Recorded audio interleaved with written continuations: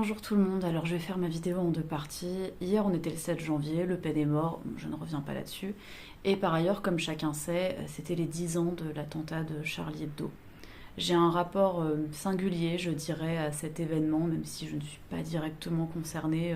Je ne connais pas directement des victimes ou des proches des victimes de cet attentat. Pour autant, cet événement m'a profondément marquée pour des raisons que je vais expliquer juste après. Et la période du 7 au 10 janvier, vous comprendrez après pourquoi, m'a beaucoup marquée au point que souvent, j'allume une bougie quand on est dans cette période. Ça peut paraître vraiment excessif, voire fleur bleue, mais c'est ma façon à moi de penser aux êtres qui sont partis. Avant d'entrer dans le vif du sujet, alors ça ne veut pas dire que je fais des hiérarchies entre des événements dramatiques, seulement il y a des choses avec lesquelles, qui vont plus toucher notre corde sensible pour des raisons personnelles, mais ça ne veut pas dire que on estime que tel événement est plus grave qu'un autre, etc. Pour contextualiser les choses, je vais vous faire part de mon petit vécu par rapport à cette histoire dans l'ordre chronologique.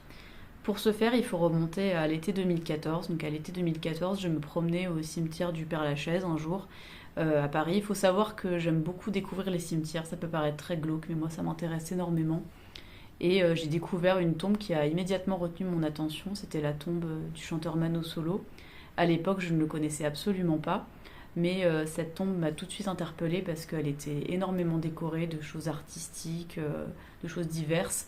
Et il y avait au centre un dessin qui représentait Mano Solo. Et en fait, ce dessin s'inspire d'une de ses pochettes. Il est très joli, très simple, mais très doux à la fois, et constitué de bleu. Ça m'a tout de suite étonnée. Et j'avais simplement vu que sur la sépulture, c'était marqué Mano Solo, de son vrai nom, Emmanuel Cabu, C-A-B-U-T. Quelques mois après, le 7 janvier 2015, il se passe l'attentat. Et je découvre notamment que Cabu, le dessinateur, CABU, est mort. Mais je ne fais pas de lien entre ces deux personnes. Et des années après, on arrive en janvier 2021, donc quasiment à la période de l'anniversaire des attentats, et quasiment à l'anniversaire de la mort de Mano Solo, puisque Mano Solo est mort le 10 janvier 2010. Et bah justement, je découvre l'œuvre de ce dernier, je découvre ses chansons, mais aussi sa philosophie de vie à travers ses interviews. Et très vite, je deviens extrêmement fan de lui.